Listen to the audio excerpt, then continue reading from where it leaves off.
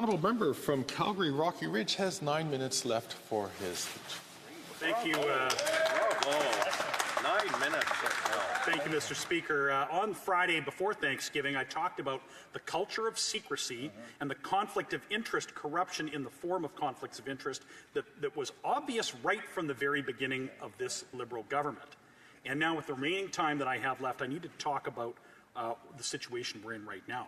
Parliament is paralyzed because the government has refused an order for the production of documents passed by this House some time ago. And that is why we're here, Mr. Speaker.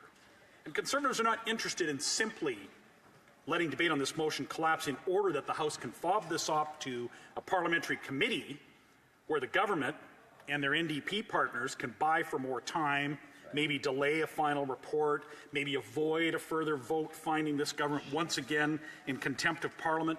Conservatives want the government to actually comply with the order. Conservatives want the government to produce the documents that this House voted for. The Liberals are stuck in the old debate that this House has already settled.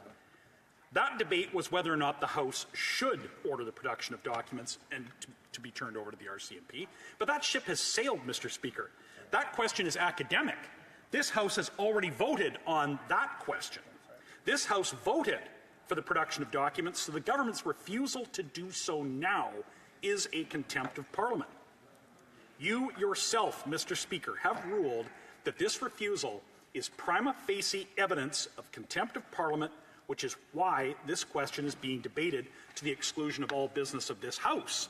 So I'd like to address the two main points that the government House Leader and her parliamentary secretary keep making over and over and over again during debate in this House and in the media outside this House and during question period.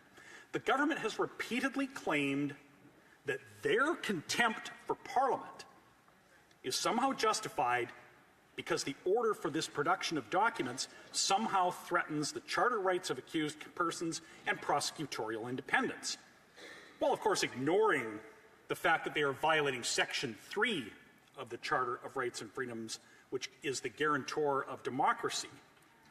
But Mr. Speaker, I have to say that this argument is one of the dumbest things I have ever heard in this House of Commons. And Mr. Speaker, in 9 years in this House, I've heard some pretty dumb things come from the government. From that side.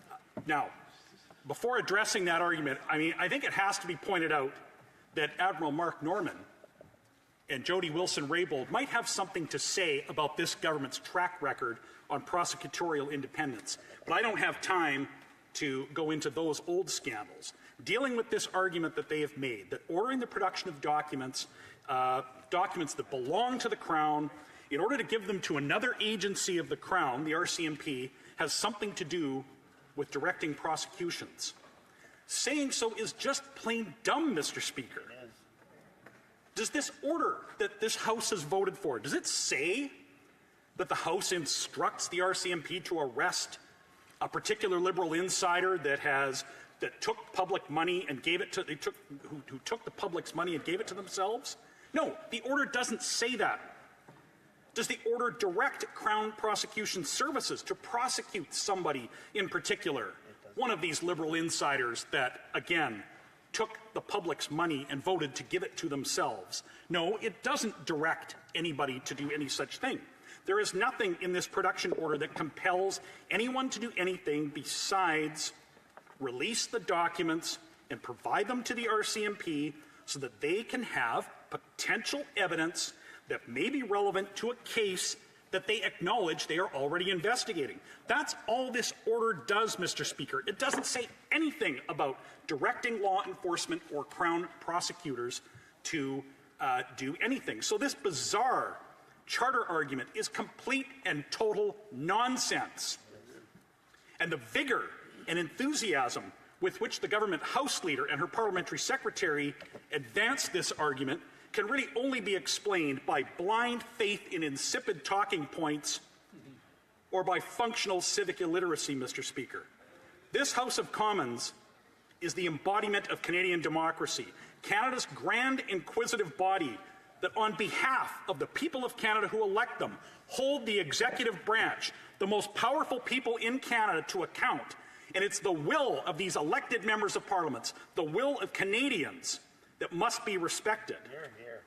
And the second main argument that I've heard from this government, and I'm starting to now hear it, it's creeping into the other opposition parties that are propping up this government, is that by continuing debate on this motion, when all parties have said they will support it, is what is paralyzing this House and preventing it from moving on to other business. But, Mr. Speaker, this argument is just a little bit too clever. It's blaming, it's victim blaming, it's gaslighting.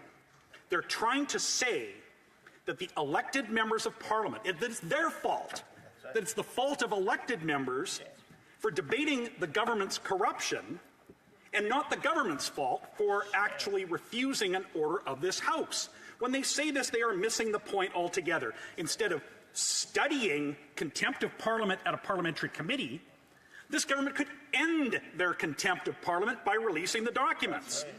They could solve the problem rather than study the problem. And that's why we will continue to debate this motion until we get the documents released. And as for the other business of this House, Mr. Speaker, I have no interest in moving on from dealing with this corruption just so that the government can then go ahead and introduce more bills and laws that are going to harm Canadians. I'm not interested in allowing this government to get over the debate so they can introduce, say, the long-anticipated Ways and Means motions on a capital gains tax increase that will punish thousands of small business owners in my riding with limited companies who will not receive the exemption that they are carving out for other Canadians. I'm not interested in that, Mr. Speaker. I don't want to give them a chance to increase taxes on Canadians to further sap the productivity of Canada and to further the decreasing per capita GDP that we've observed under this government. I'm not interested in some of the rest of their agenda either, Mr. Speaker. For example, they've got a bill that they may want to call and debate here, Bill C-63, a bill that would create a new big bureaucracy without doing anything to address online harms, but it would give them a new group of insiders that they could appoint to that board. So the only reservation I have about the time that has gone into this debate is that there is another urgent matter. We do need to address the other contempt problem that we have with this government, wherein the minister from Edmonton was engaging in private business while a minister of the Crown. The evidence couldn't be more clear in that, where his business associate was involved in, who was involved, among other things, with shady pandemic profiteering. He tried to claim that some other guy named Randy, that we're supposed to believe it's not the Minister of Employment. So we need to get to the bottom of that as well. But there's another solution available, Mr. Speaker. This government, if they think that Parliament is paralyzed, if they think that we have got other business we need to get to, if they think that this Parliament has become dysfunctional, they have a remedy, Mr. Speaker. They could call an immediate election. That's right. That is the solution. When Parliament is paralyzed, if they think that Parliament isn't functioning, call an election, Mr. Speaker. That's the beauty of the parliamentary system. The government always has recourse directly to the voters of Canada. If they really think that the opposition is so irresponsible, if they really think that other things are more important, if they think that critical parliamentary business is being stymied, if they really think Canadians are on their side with their refusal to comply with an order of elected members of Parliament, then they can call an election and let the people of Canada decide. There, there.